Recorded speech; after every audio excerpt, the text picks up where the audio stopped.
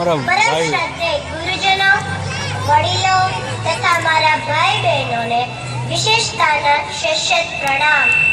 એક ભારત શ્રેષ્ઠ ભારત, અપૂર્વ દૈદીપ્યમાન ચેતનાનો તારે રણજેણે, જાવું એને શુદ્ધ વાક ને સ્વપ્ન સામું મળે. સાચે એમ જ બને કે ઉઘાડ મંતરની આંખો ને સામે મને ગાંધી મળે.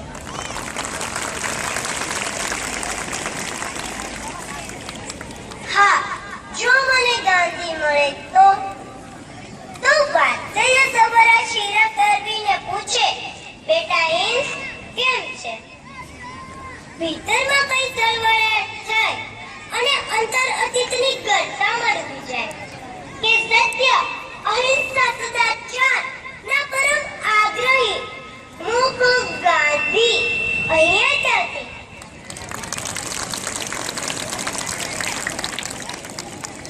અંતરમાં પરિવાતા પૂછે અને બાપુ કહે, માં ભારતીને અને બાળકોની ખબર લેવા આવ્યો છું.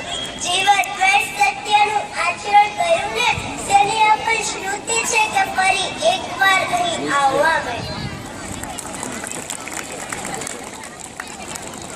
પછી મારા હાથમાં પેલું જર્જરિત થયેલું 3 વાંદરાનું રમકડું જોઈને બાપુ પૂછે, બેટા હજુ તું બાળક જ રહ્યો, હજુ રમકડાથી રમે છે?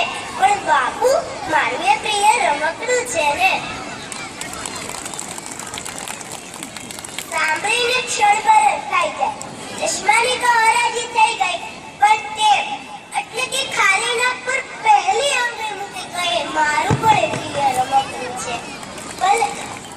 ભલે ને જોતું નથી, સાંભળતું નથી અને બોલતું નથી, અને રમકડું વચમાં જ બોલી ઉઠે કે તમે તો ચાલ્યા ગયા બોલીને હે રામ. કે પછી જેવું બચ્યું તમારું જીવન, ને ખબર નહીં ક્યાં ગયો તમારો સંદેશ. ગુલામ માનસ, અનૈતિકતા અને વિદેશી વસ્તુઓની વાયરાની જતો એવી ઊંડી ઉતરી ગઈ છે 68 વર્ષોમાં કે સત્ય, અહિંસા, સદાચાર અને સ્વદેશ પ્રેમ માટે તમારે એકડો તો ઘૂંટાવો જ પડશે. માં ભારતની અદ્વિતીય સંસ્કૃતિ અને અનુપમ પ્રકૃતિની લહેરાતી કસુંબર ટુંડણીને તમારા જ કેટલાક બાળકોએ સ્વાર્થની કાંટાળી જાળીમાં ભેળવીને ચિત્રેહારી કરી નાખી છે. બાપુ, આ અવદશા થઈ છે તમારા ગયા પછીમાં ભારતની.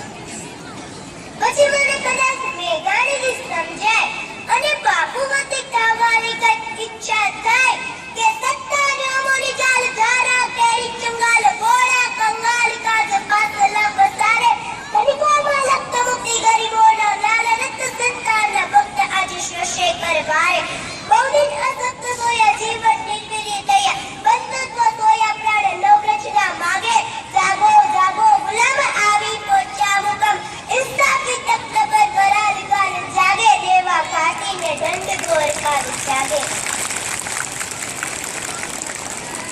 પછી કહું એમ કે બાપુ, આપની શક્તિ તો છે, જૂનું છે એને જમીન દોસ્ત કરી નાખો ને નવું જમીન પરથી ઊભું કરો.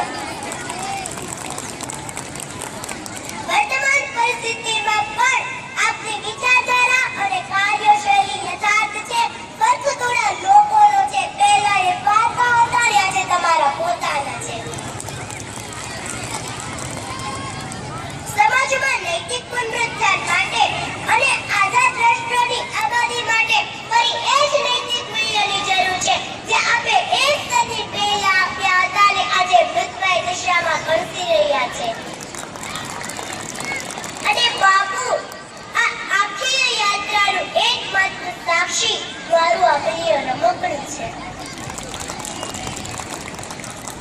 પણ આવે વખતે બાપુ મને વધારે કશું ન કહેવા દેતા પોતાના મોપેનું કાયમનું ગોખલું સ્મિત લાવીને એમ જ કે, જ્યારે દીવો ધરે ના કોઈ, જ્યારે ગણગો ટૂંકાની બાર વાગશે તને જોઈ, જ્યારે આભની વીજળી જેમ સળગી જઈને સૌનો દીવો એકલો ચાલે રે, તારી જો હાથ સુરી કોઈ ના આવે તો તું એકલો ચાલે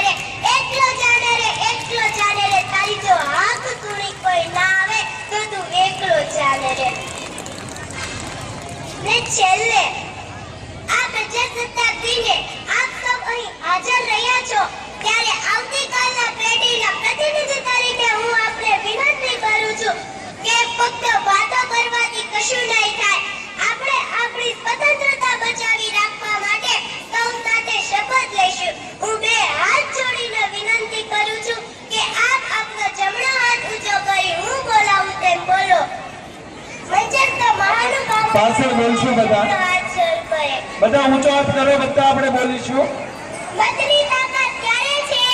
મતની તાકાત ક્યારે છે? ત્યારે આપણે સૌ ભેગા મળીને મતદાન કરીએ. જ્યારે આપણે સૌ ભેગા મળીને મતદાન કરીએ. સમૃદ્ધ શક્તિશાળી ભારત માટે, સમૃદ્ધ શક્તિશાળી ભારત માટે, મોંઘવારીથી મુક્તિ માટે, મોંઘવારીથી મુક્તિ માટે, નારીના સન્માન માટે, નારીના સન્માન માટે, ભ્રષ્ટાચારથી મુક્તિ માટે, ભ્રષ્ટાચારથી મુક્તિ માટે અમે યોગ્ય વ્યક્તિને જ મત આપીશું. અને યોગ્ય વ્યક્તિને જ મત આપીશું. ભારત માતા કી